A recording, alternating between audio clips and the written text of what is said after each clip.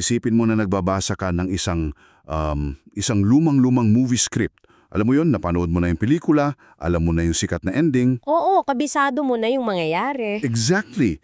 Pero habang binabasa mo yung mga pahina, yung nanilaw na sa luma, may mapapansin kang medyo nakakakilabot. Yung mga napakadetalyadong eksena, yung mga plot twist, lokasyon, pati yung mga linya ng bida, naisulat pala daan-daan taon bago pa man mangyari o ishoot yung mismong pelikula. Parang imposibleng mangyari, 'di ba? Oo, parang imposibleng hulaan ng ganun kadetalyado. At ganito eksakto yung mararamdaman mo kapag sinilip natin yung mga isinulat ng mga sinaunang propeta ng Israel at Juda bago sila tuluyang masakop. Yung tinatawag nating pre-exilic period. Tama. So, ang misyon natin ngayon sa deep dive na ito ay intindihin yung pinagmulan ng sikat na konsepto na light at the end of the dark tunnel. Pero hindi tayo gagamit ng mga modernong klise.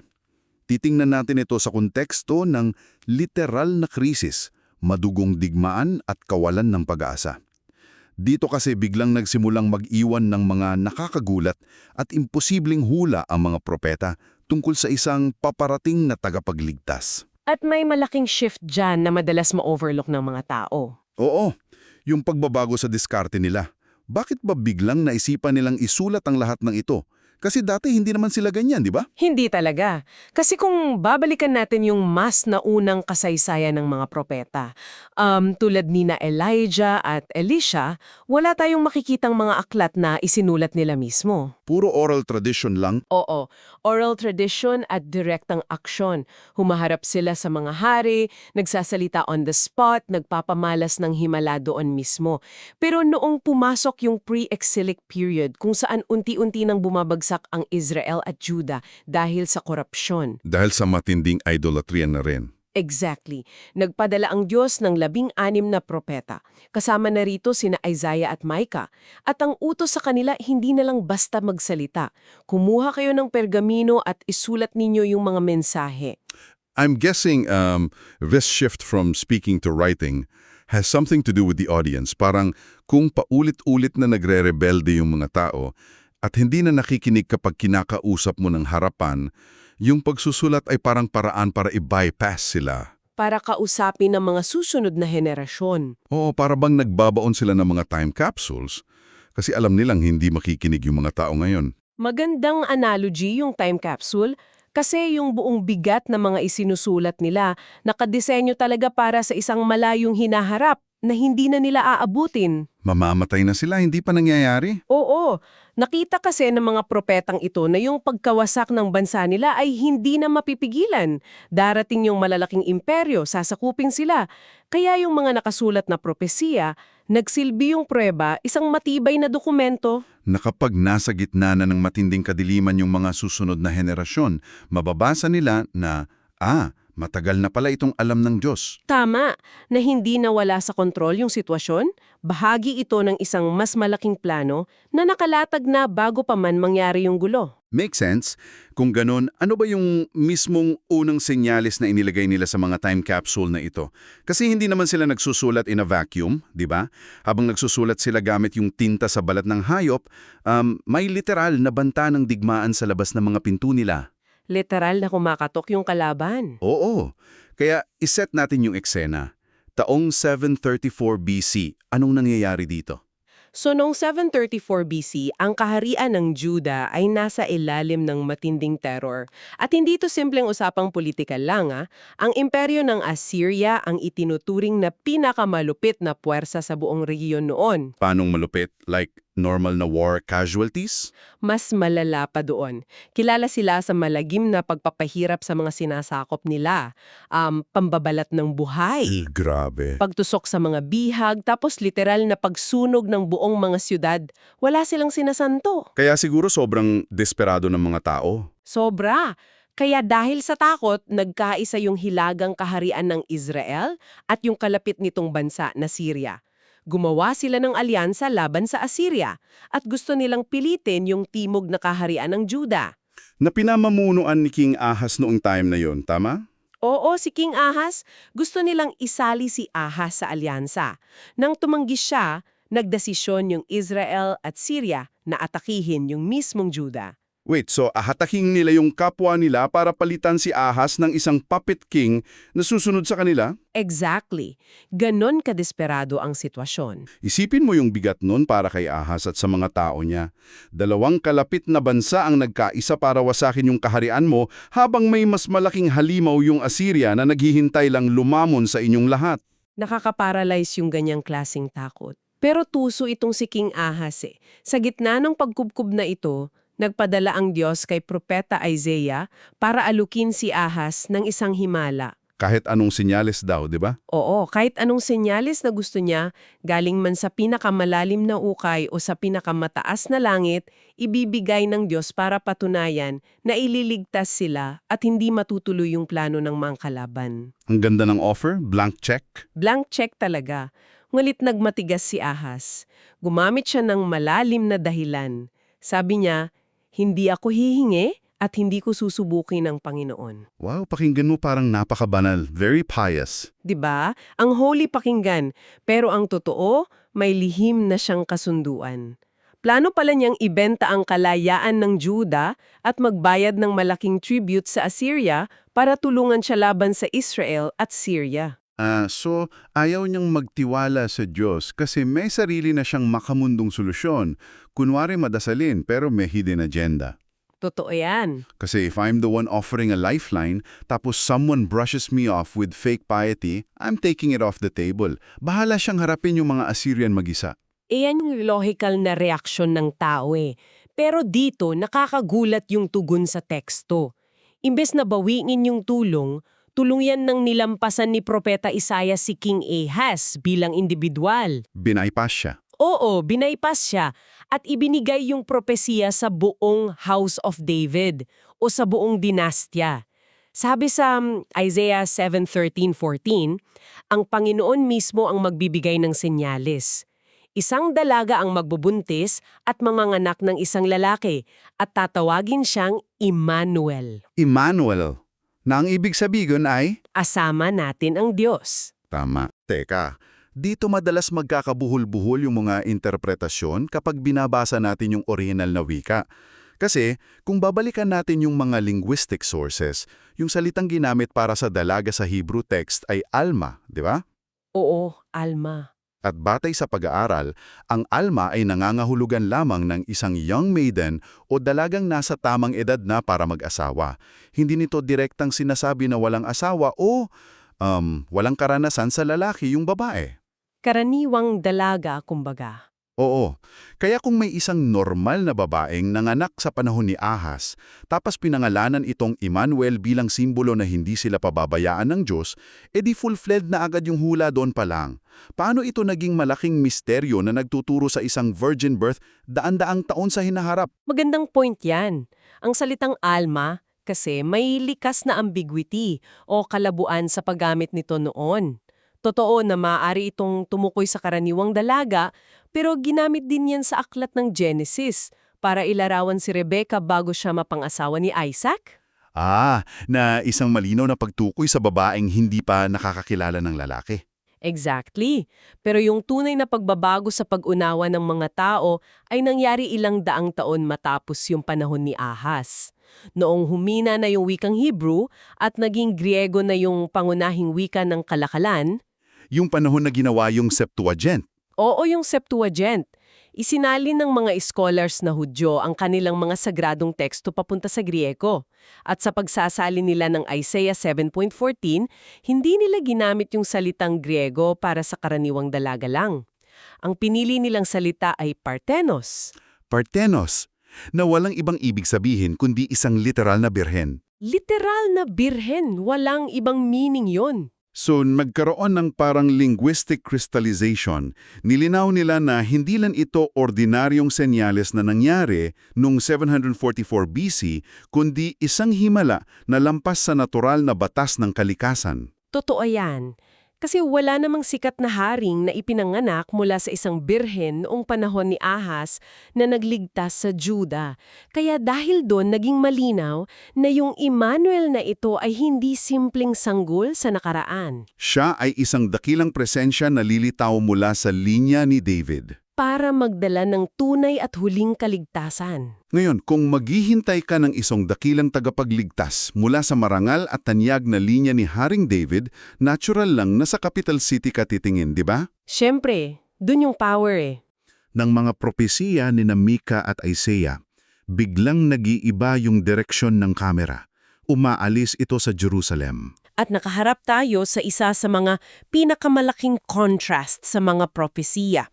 Kung babasahin mo yung Micah chapter 5, inilalarawan muna yung Jerusalem na nasa ilalim ng matinding pagkukupkub, tilabagsak at pinapahiya yung hari. Walang kalaban-laban. Oo, subalit sa sumunod na talata, idineklara ni Mika na yung pinuno na magdadala ng tunay na kapayapaan na ang pinagmulan ay mula pa sa ancient times ay hindi lalabas mula sa nagigibang pader ng Jerusalem. Lalabas siya mula sa Bethlehem Ephrata. Wait, Bethlehem, isang napakaliit na nayon. Parang naghahanap ka ng susunod na global tech billionaire tapos imbes na sa Silicon Valley mo hanapin, doon mo siya hinahanap sa isang liblib na barangay na wala man lang maayos na signal ng internet. Bakit doon sa lahat ng lugar? Kasi ang Bethlehem, itinuturing yan na napakaliit para mapabilang sa mga pangunahing lipi ng Juda. Subalit, ito yung orihinal na tahanan ni Boaz. At ito rin yung mismong bayan kung saan lumaki si David bilang isang simpleng pastol bago siya naging hari. Ah, back to basics. Oo, at may propesya rin si Amos noong panahong iyon na nagsasabing ang tolda ni David ay babagsak at magiging mga guho. Kaya yung pagpili sa Bethlehem ay isang malaking theological na statement. Kasi nabigo at naging korrupt na yung malalaking institusyon sa Jerusalem. Exactly. Tutuparin ta rin ng Diyos yung pangako niya kay David pero sa pamamagitan ng pag-uumpisa muli mula sa pinakaugat. Ibabalik niya sa pinakasimpleng anyo. Nakakabilib yung pattern na yan. At hindi lang sa Bethlehem may ganyang klaseng mensahe. Binanggit din ni Isaiah yung rehiyon ng Galilea. Isa pa yan. Kasi para sa marami sa atin ngayon, ang Galilea kilala lang bilang isang tahimik na probinsya na puro mangingisda, di ba? Pero noong panahon nila, medyo madilim yung kasaysayan ng lugar na yon. Napakadilim. Ang Galilea kasi dahil nasa hilagang bahagi ito ng Israel, sila yung palaging unang nakakaranas ng matinding pananalakay. Sila yung unang inatake, kinawawa at pinatay ng mga Assyrian bago pa man umabot yung kalaban sa timog. Sila yung laging frontliner sa gulo. Oo, yutain puno ng trauma, kadiliman at kamatayan. Pero sa Isaiah chapter 9, nakasulat na ang rehiyong ito na dumanas ng pinakamatinding kadiliman ang unang makakakita ng isang great light o dakilang liwanag. At yung sanggol na magdadala ng liwanag na ito ay inilarawan gamit yung mga titulong hindi kailanman ibinigay sa kahit na sinong mortal na hari sa buong kasaysayan ng Israel. Tinitingnan ko yung mga titles niya ngayon. Ano yung mga nababasa mo? Nakasulat dito, Wonderful Counselor, Mighty God, Everlasting Father, Prince of Peace. Ang layo nito sa karaniwang papuriya, tinatawag siyang Mighty God na nagmula sa isang maliit na bayan para iligtas ang isang rehiyong wasak. Parang it establishes a clear pattern Anong pattern yung nakikita mo? na hindi gumagalaw ang Diyos sa mga lugar ng karangyaan na madalas nating inaasahan, kundi doon sa mga lugar na puno ng kahiyan at kawalan ng pag-asa. At iyan mismo ang magdadala sa atin sa pinakamabigat na katanungan ng deep dive natin.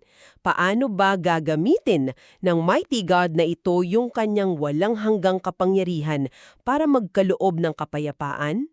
Kasi kung ako yung nasa panahon nila, hinahanap ko yung isang pinuno na sasakay sa kabayo, bubuo ng malaking hukbo, at papatayin lahat ng mga taga-Assyria o yung mga susunod na imperyo, di ba? Normal na inaasahan yan, pero yung plano na ibinunyag sa Isaiah ay sumira sa lahat ng kategorya ng katarungan at tagumpay na alam nila. Dito na tayo papasok sa tinatawag na pinakamalaking plot twist.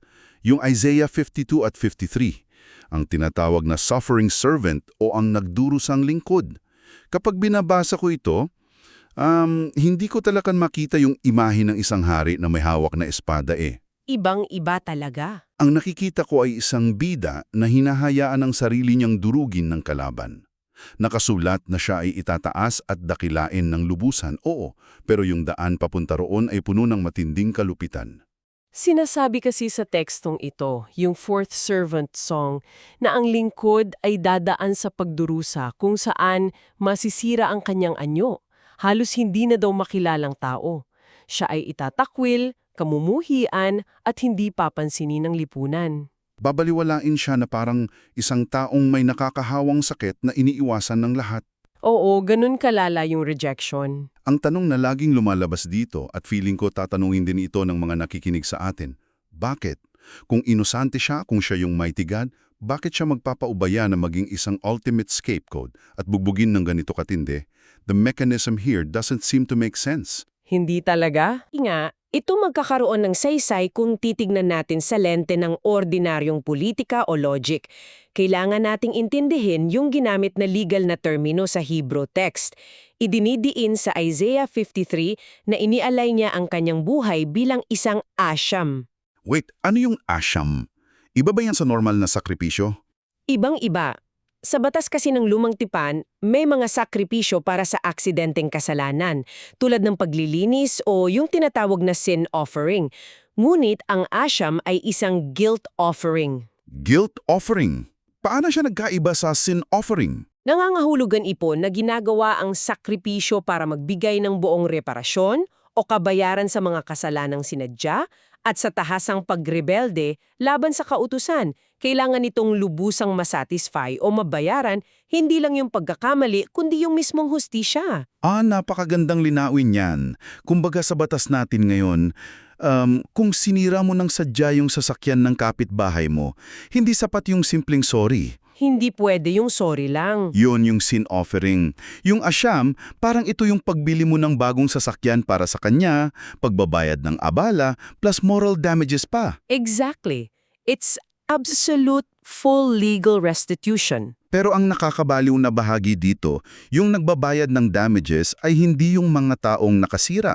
Ang hari mismo ang umako at bumabayad sa pamamagitan ng kanyang sariling buhay. At yan yung lalim ng kaligtasan na hindi nila naunawaan noon, inakala nila na ang pinakamalaking problema lang nila ay yung pananakop ng Assyria o Babylon, ipinapakita ng Asham na ang totoong kalaban ay yung sarili nilang pagre-rebelde na may bigat na kailangang bayaran ng walang hanggang sakripisyo. So bumaba yung lingkod na ito sa pinakamababang kalagayan, namatay kasama ng masasama bilang isang kriminal at inilibing sa kasama ng mayayaman. Oo, kahit wala siyang ginawang karahasan, pinili niyang akunin ang sumpa para hindi tuluyang masira yung mga taong mismang gumawa nito. Teka, may isang practical na problema dito. Kapag namatay na siya, tapos na ang kwento, di ba?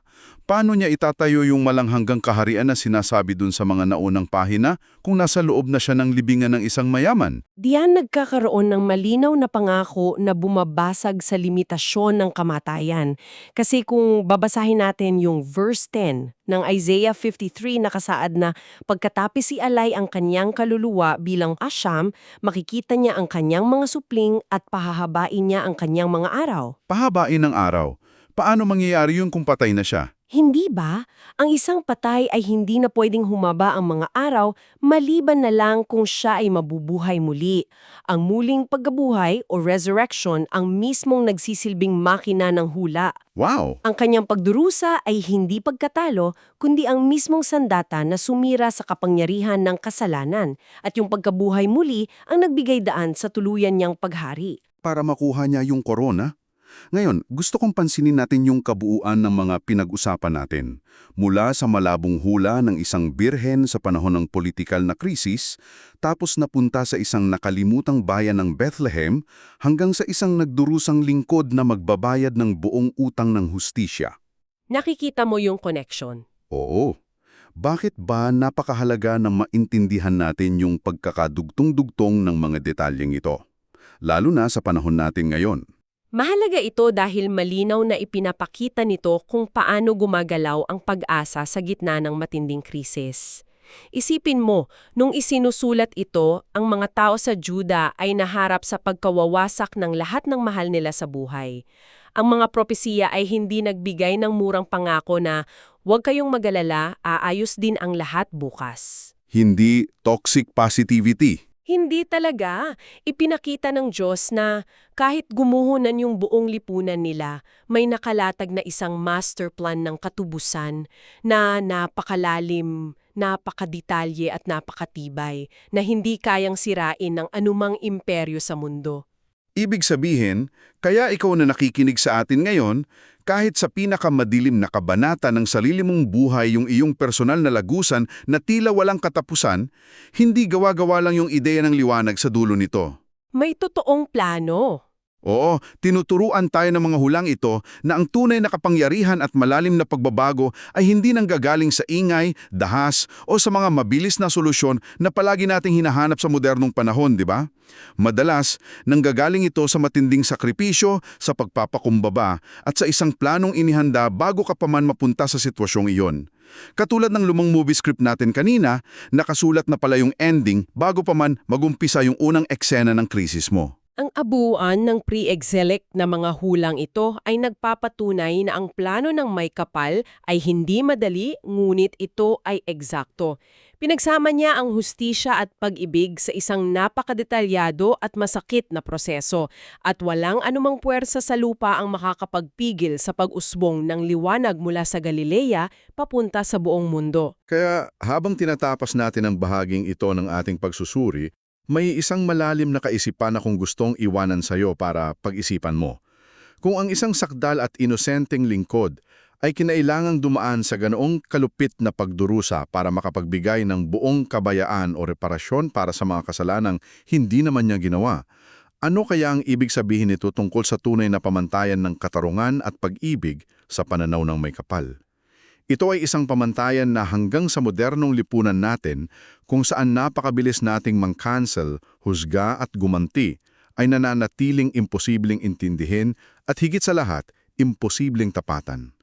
Isang senaryo kung saan ang katarungan at pag-ibig ay nagsalubong sa pinakamasakit na bahagi ng lumang script, pero ito mismo ang nagbigay ilaw sa daan para sa lahat ng mga naglalakad sa kadiliman. Hanggang sa muli.